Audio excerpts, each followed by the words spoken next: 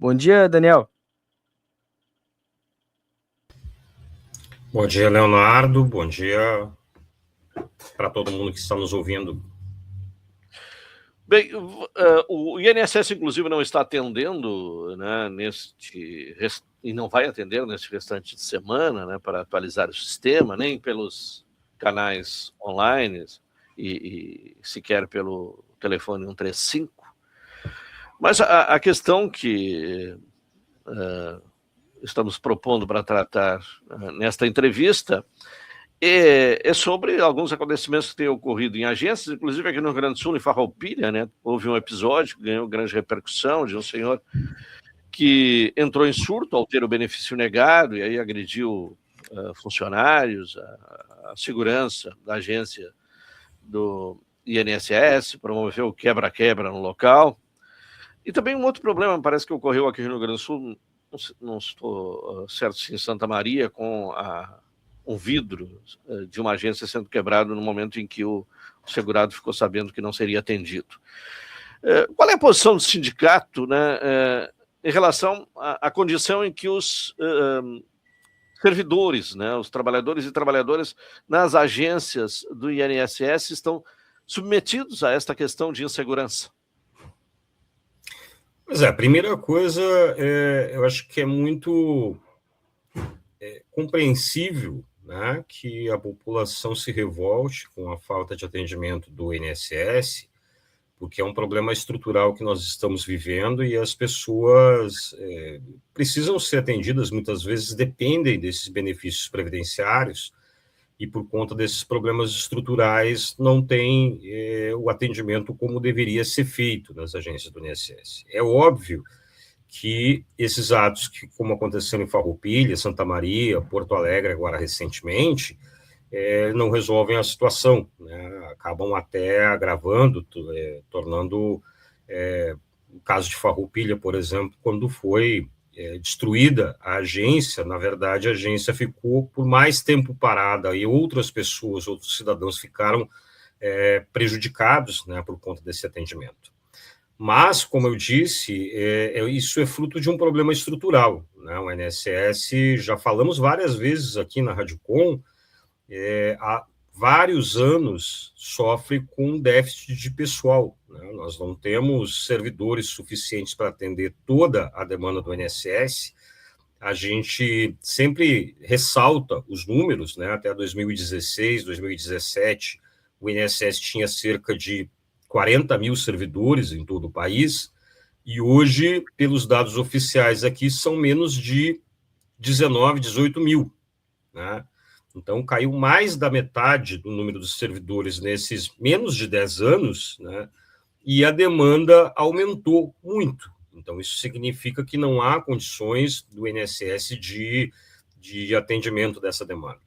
E o segundo problema é um problema de ordem de falta de investimento em estrutura, né?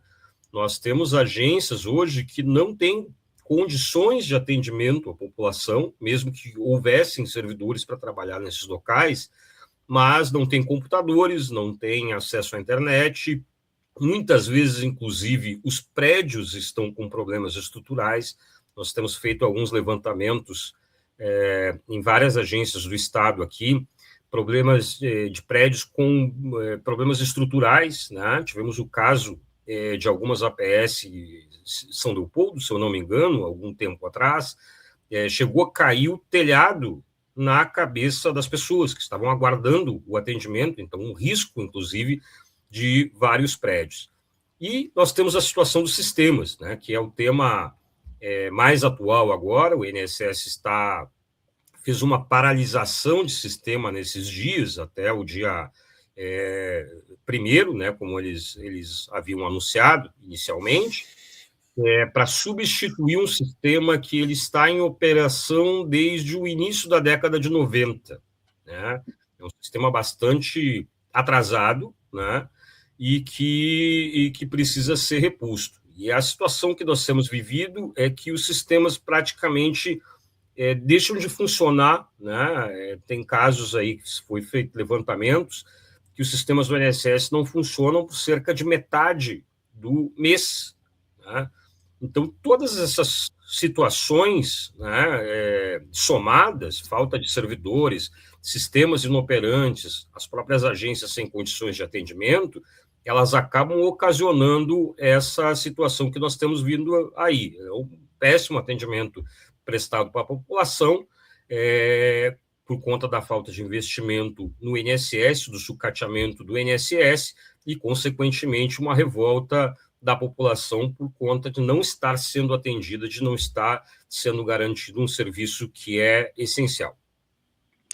Daniel, e uma coisa importante sobre esses episódios de violência é a questão emocional e psicológica dos servidores, como que ela fica também parte também da insegurança de não saber o que pode acontecer durante um dia de trabalho normal. Como que se trata essa questão psicológica? Sim, sem dúvida. Quando a gente não tem condições de trabalhar, né, de oferecer esses serviços com qualidade para a população, e, obviamente, tem o risco das pessoas que estão sendo atendidas de se revoltarem, isso acaba criando uma situação de tensão permanente, né, nos locais de trabalho, o que leva ao adoecimento dos servidores. Então, nós temos vários casos aqui de servidores que, inclusive, estão sendo afastados, né, por motivos de saúde, por conta de doenças mentais, né, de doenças de estresse, de situação de pânico, até em alguns casos, né? Então, é toda uma situação que leva a uma reação em cadeia e se cria uma panela de pressão no INSS, né? Onde tanto usuários quanto servidores vivem numa tensão permanente e não se consegue avançar, né? Agora, salientando, isso é obviamente fruto da falta de investimento no INSS, como a gente tem colocado. É um problema estrutural, né? E nós vemos que governo após governo não tem a atenção necessária, né? Muito pelo contrário, né? O foco desses governos, tanto do governo Lula atualmente, governo Bolsonaro anteriormente, o foco tem sido os problemas mais de ordem econômica, de política econômica, de contenção de despesas, né? O INSS, no ano passado, por exemplo, já tinha sido previsto uma verba muito insuficiente para o INSS, e nós chegamos na metade do ano e essa verba foi remanejada para atender outras coisas relacionadas ao arcabouço fiscal do governo. Então, não tem condições de resolver os problemas do INSS, primeiro, sem um investimento, né, por parte do governo, com contratação de servidores, com atualização de sistemas, com reformas do INSS. E segundo, de uma estrutura que garanta um atendimento mais humanizado nas agências do INSS, como foi uma opção, né, dos governos anteriores, né, desde o governo Temer, que se aprofundou no governo Bolsonaro, de retirar praticamente todo o atendimento público, mas essa situação permanece no governo Lula. Talvez a questão mais emblemática é que no governo Bolsonaro foi criada uma normativa, uma resolução do presidente do INSS, onde os servidores são proibidos de atender a população, aqueles atendimentos espontâneos, quando as pessoas procuram o atendimento do INSS. A ordem é agendar todos os serviços e encaminhar as pessoas para os canais remotos, sob pena do servidor ser responsabilizado e sofrer processo disciplinar administrativo.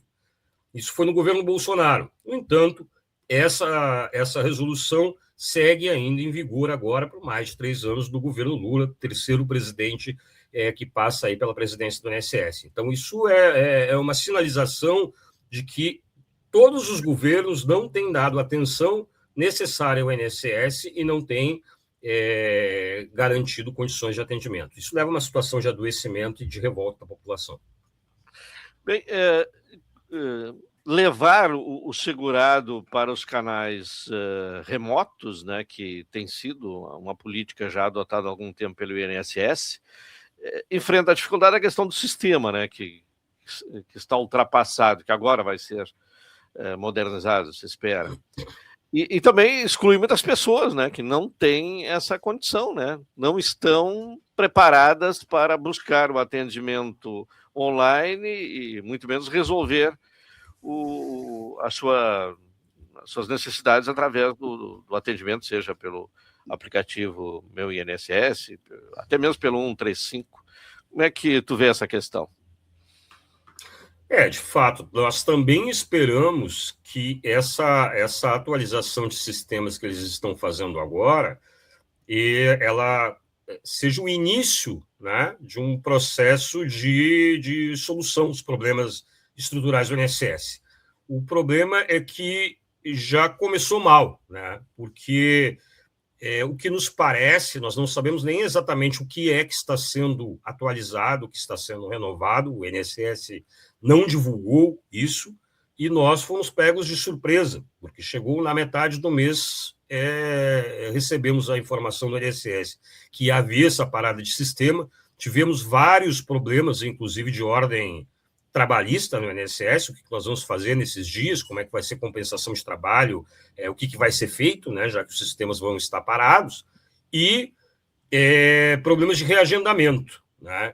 Então, a gente espera que isso solucione, pelo menos, parte dos problemas que a gente tem vivenciando. Só que pode acontecer dos sistemas voltarem funcionando pior do que estavam, né? Isso já aconteceu em outras situações, que inclusive tiveram que reverter a atualização, voltar para o sistema anterior, porque o novo sistema não estava resolvendo o problema. Então, isso é uma questão que nós vamos ter que ver depois, né? A partir da próxima semana, como é que vai voltar esse novo sistema, se vai voltar de forma estável, se vai funcionar essa atualização, ou se não vai gerar mais problema. Mas essa situação de atendimento remoto, como eu disse, foi uma tentativa de solucionar o problema da falta de servidores, terceirizando o atendimento para o próprio usuário, né? E óbvio que, por mais que ele se baseie em dados que uma parte grande da população tem acesso à internet, o acesso à internet, na verdade, qualquer pessoa que tenha o WhatsApp teria, a rigor, acesso à internet. Mas ter acesso ao WhatsApp, mandar mensagem por áudio, não significa dizer que a pessoa terá condições de entrar no sistema do INSS, requerer o benefício, fornecer a documentação necessária, responder questões que são muitas vezes complexas, até mesmo nós, servidores, que temos vivência no dia a dia, às vezes temos muita dificuldade de saber como responder algumas questões, né? E ainda mais no caso do INSS, onde boa parte da população é idosa, pessoas mais humildes, né, hipossuficientes, como a gente chama, tem uma dificuldade enorme, né? Então tem que ser garantido o atendimento presencial para as pessoas. É claro, nós não somos contra esses canais de autoatendimento, modernização, até porque uma parte da população que consegue fazer este autoatendimento, é óbvio que não precisaria enfrentar filas no INSS, mas boa parte do nosso público, os cidadãos que dependem do INSS, são as pessoas que não teriam condições de fazer esse serviço. Então, é necessário manter o atendimento humanizado. Agora, muitas vezes eles apresentam os sistemas e os canais remotos, né, como agora, essa semana, antes da parada de sistema, já estava havendo problema de instabilidade dos sistemas e revolta das pessoas nas agências, como foi o caso em Porto Alegre. Quando o sistema de autoatendimento não funciona, a agência também não funciona, porque é basicamente o mesmo sistema, são interfaces diferentes, mas basicamente vai operar o mesmo sistema, né? Então, se o sistema está instável, tanto no autoatendimento, estará instável na própria agência do INSS. Então, isso é mais uma demonstração do quanto de tempo que o sistema do INSS tem ficado instável, inoperante, que não permite o atendimento nem nas agências e nem pelos canais remotos. Daniel, até uma questão sobre essa parte da falta de servidores. A solução seria que se abrisse mais concursos públicos para a Previdência?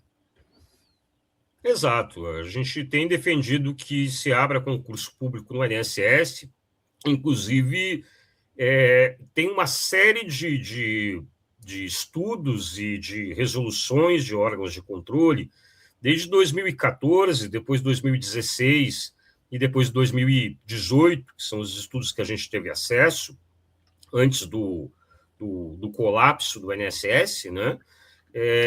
Tanto do Tribunal de Contas da União quanto do Ministério Público Federal, colocando a necessidade de contratação de servidores. Inclusive, o Ministério Público Federal colocava a necessidade de contratação de 18 mil servidores para a reposição do quadro de servidores do INSS. Isso em 2018.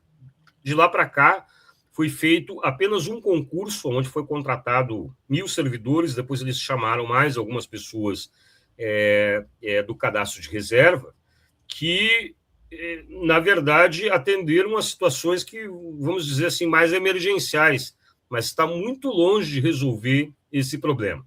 Então, o governo tem apostado na questão de modernização, de autoatendimento, de substituição de trabalho por inteligência artificial, por exemplo, mas essas tecnologias estão muito distantes, né? Nem o básico, que é garantir a operacionalidade do sistema durante o dia de trabalho, o INSS e a Dataprev não têm conseguido fazer. Então, que dirá substituir por uma automação que vá conseguir suprir toda a complexidade do processo previdenciário.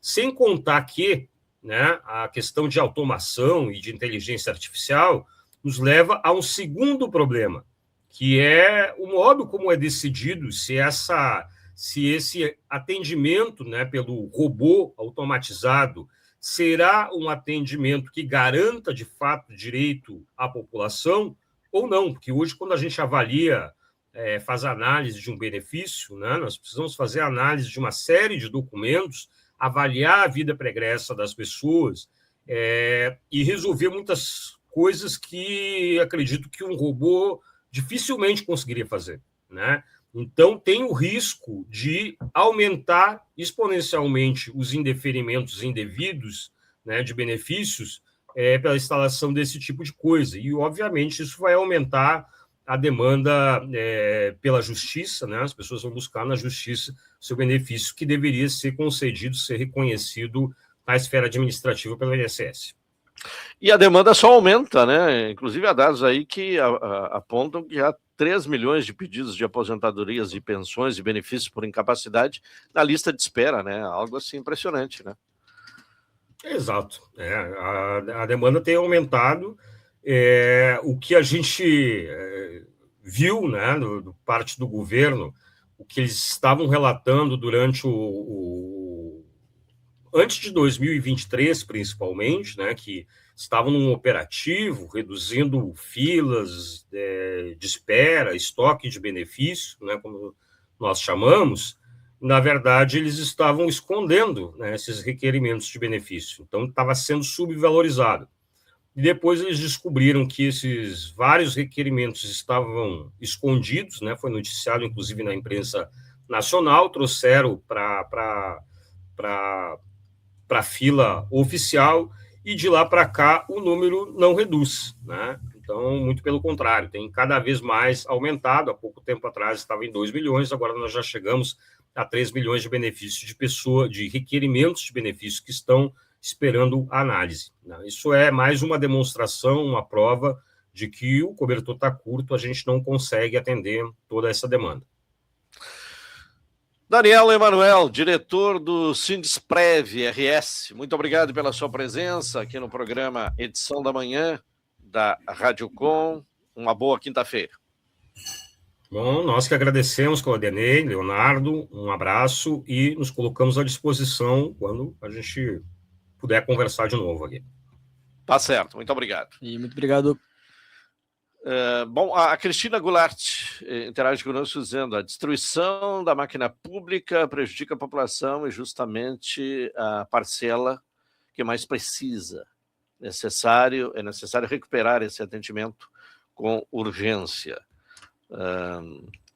E chama atenção esse dado trazido aí pelo Emanuel, né?